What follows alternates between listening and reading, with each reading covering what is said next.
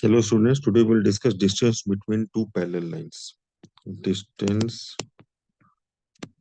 between two parallel lines.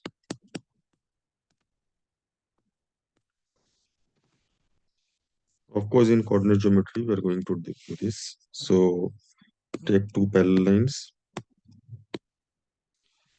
अभी parallel line में एक चीज याद रखना कि पैरेलल लाइन में जब हम इक्वेशन लिखेंगे तो फर्स्ट लाइन का जैसे मैंने a x plus b y plus c one लिखा, तो सेकंड लाइन का मैं लिखूंगा a x plus b y plus c two. केवल कांस्टेंट का फर्क होता है, ए और बी सेम रहेगा क्योंकि स्लोप सेम होते हैं। इसका slope m one minus a by b, इसका slope m two minus a by b. ये तो हमें आता है ना, y equal to m x plus c में कन्वर्ट करना। ठीक है, अभी क्या है, हमें पॉइंट से लाइन का डिस्टेंस का फॉर्मूला पता है। एक्स वन वाई वन से अगर हम a x plus b y plus c का डिस्टेंस मेजर करना चाहते हैं, परपेंडिकुलर डिस्टेंस, तो ये जो फॉर्मूला है हमारा पीएम का, PM is equal to mod of a x one plus b y one plus c divided by under root A square plus B square, है ना, ए इंटू एक्स वन। तो यही फॉर्मूला हमें अप्लाई करना है यहाँ पे। बस ओरिजिन का हम सहारा लेंगे, ओरिजिन से काफी काम आसान हो जाता है। 0,0 है ये, है ना। तो 0,0 से आप ऐसा करो, ये परपेंडिकुलर डिस्टेंस इस पे भी, इस पे भी, दोनों लाइन पे। तो ये एम है, ये एन है। अभी आप ओ एम और ओ एन का लेंथ निकाल लो। तो ओ एम का लेंथ क्या आएगा इस फॉर्मूले से, a into zero plus b into zero plus c one divided by under root A square plus B square. तो ये आ जाएगा mod c one divided by under root A square plus B square. O N का length क्या आएगा, a into zero plus b into zero plus c two divided by under root A square plus B square. ये आ गया mod c two divided by under root A square plus B square. अभी यहाँ पे जब हम M N निकालेंगे तो हमें डिफरेंस लेना होगा। तो M N is equal to O M minus O N. तो ये आ जाएगा mod c one minus mod c two, denominator same है दोनों का, a square plus B square का रूट। तो ये हमारा डिस्टेंस बिटवीन पैरेलल लाइंस आ गया। लेकिन अभी हम थोड़ा वेट करेंगे, फॉर्मूले को मॉडिफाई करेंगे। एक दूसरा केस मैं लूंगा जिसमें जो पैरेलल लाइंस है इस टाइप से, एक ओरिजिन के ऊपर और एक ओरिजिन के नीचे, एक फर्स्ट में एक थर्ड में। अब यहाँ पे थोड़ा मजेदार सिचुएशन आता है, इसलिए क्योंकि यहाँ पे जब आप एम एन निकालेंगे, a x plus b y plus c one लेना है हमें। तो ये जो फर्स्ट वाला लाइन में मैंने ए वन एक्स ले लिया, पहले आप उसको ए एक्स कर लो, a x plus b y plus c one, और ये same a x plus b y plus c two. हाँ, तो यहाँ पे जो हमें एम एन निकालना है, अगर आप गौर से देखो तो यहाँ एडिशन हो, ये लाइन है ना, तो ये ओ, ये एम परपेंडिकुलर, एन परपेंडिकुलर। तो M N is equal to यहाँ पे हो जाएगा O M plus M N. तो फॉर्मूले से देखो आप, यहाँ पे mod c one divided by under root A square plus B square आएगा, क्योंकि a into zero plus b into zero zero हो जाएगा, और ये mod c two by under root A square plus B square आएगा। तो ये जो हमारा एम एन है, mod c one plus mod c two divided by under root A square plus B square आएगा। अब आप बोलोगे कि एक केस में आ रहा है डिफरेंस में और एक केस में आ रहा है प्लस में, mod c one plus mod c two, और एक केस में ये डिफरेंस में आया था।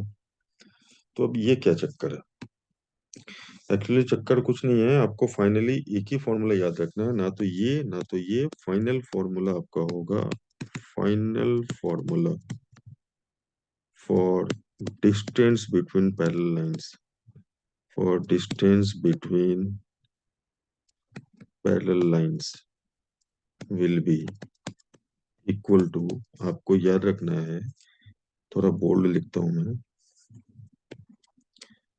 सी one minus C two by under root A square plus B square. अब वो बोलेंगे कि दोनों को मैंने सिंगल फॉर्मूले से कैसे रिप्लेस कर लिया। यस, इन दोनों के लिए यही फॉर्मूला आएगा। क्यों आएगा ये फॉर्मूला, ये इसलिए आएगा क्योंकि ये वाले केस में क्या है ना, सी वन और सी टू सेम साइन का है, C one and C two same sign. और ये वाला जो डायग्राम मैंने बनाया ना, इसमें C1 and C2 opposite sign है। क्यों है ऐसा? आप बिल्कुल देख सकते हैं, ए और बी सेम है। इधर ये एक्स इंटरसेप्ट और वाई इंटरसेप्ट दोनों पॉजिटिव है इस लाइन का, और ये सेकंड वाले लाइन का एक्स इंटरसेप्ट भी नेगेटिव और वाई इंटरसेप्ट भी नेगेटिव है। ये तभी हो सकता है जब इस केस में लाइन ऐसा हो, देखो 3x + 4y - 5 टाइप का, या 2x + 3y - 6 टाइप का, ताकि सी पॉजिटिव हो जाए राइट साइड में। तो अगर सी पॉजिटिव हो जाएगा ना राइट साइड में, तो फिर आपका एक्स इंटरसेप्ट वाई इंटरसेप्ट जब 5 से डिवाइड करेंगे तो पॉजिटिव आएगा। जैसे यहाँ पे आ जाएगा x/5/3 + y/5/4 = 1। ये पॉजिटिव पॉजिटिव डिवाइड होगा। और इस केस में क्या होगा ना, जैसे यहाँ पे मैंने सी को नेगेटिव लिया ना, यहाँ पे सी को पॉजिटिव लेना पड़ेगा। जैसे मान लीजिए मैंने लिखा 3x + 4y + 5, तो ये +5 राइट साइड में जाएगा, माइनस होगा, तो -5। तो इधर जब डिवाइड करेंगे ना, तो इसका एक्स इंटरसेप्ट भी नेगेटिव होगा, वाई इंटरसेप्ट भी नेगेटिव होगा। तो इधर C1 और C2 ऑपोजिट साइन के, बट इधर तो एक ही तरफ है ना, तो इसलिए दोनों सेम साइन के हैं। अब चक्कर क्या है कि जब आप mod C1 minus mod C2 वाला देख रहे हैं, तो ये सेम साइड वाला लाइन का है। तो यहाँ पे सेम साइन होने के चलते मॉड C1 और मॉड C2, या तो दोनों C1 और C2 के फॉर्म में ओपन होगा मॉड के बाहर, या दोनों -C1 और -C2 के फॉर्म में ओपन होगा। जैसे दोनों अगर पॉजिटिव है C1 और C2, तो मॉड C1 C1 हो जाएगा, मॉड C2 C2। दोनों अगर नेगेटिव है, तो -C1 होगा मॉड C1, और मॉड C2 -C2 होगा, अगर C1 C2 नेगेटिव है तो। और ये कब होगा? अगर C1 C2 पॉजिटिव है तो। अब वो तो डिपेंड करता है ना ए और बी पे भी। हमने अगर ए और बी को नेगेटिव ले लिया, तो C1 और C2 दोनों को पॉजिटिव होना पड़ेगा।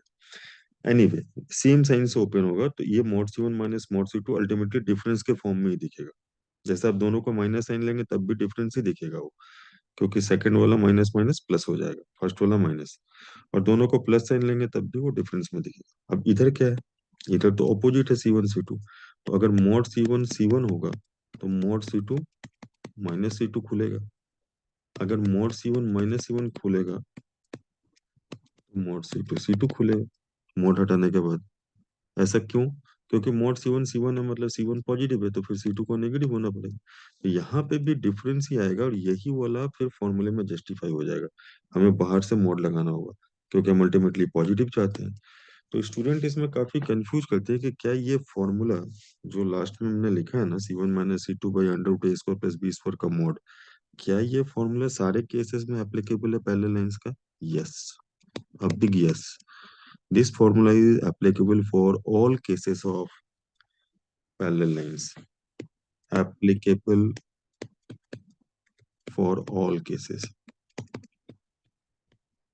किधर भी पोजीशन हो, दोनों लाइन और इनके एक ही तरफ हो, अपोजिट साइड हो, हर केस में ये फॉर्मूला आप लगा सकते हैं। ओके, सो फिर से एक बार आप इसको गो थ्रू कीजिए, और इस कॉन्सेप्ट को दिमाग में रख लीजिए कि पैरेलल लाइंस ओरिजिन के एक तरफ हो या ऑपोजिट साइड हो, एक लाइन किसी क्वाड्रेंट में हो, दूसरा लाइन किसी क्वाड्रेंट में हो, लेकिन फॉर्मूला विल रिमेन कांस्टेंट, यही रहेगा। Thank you.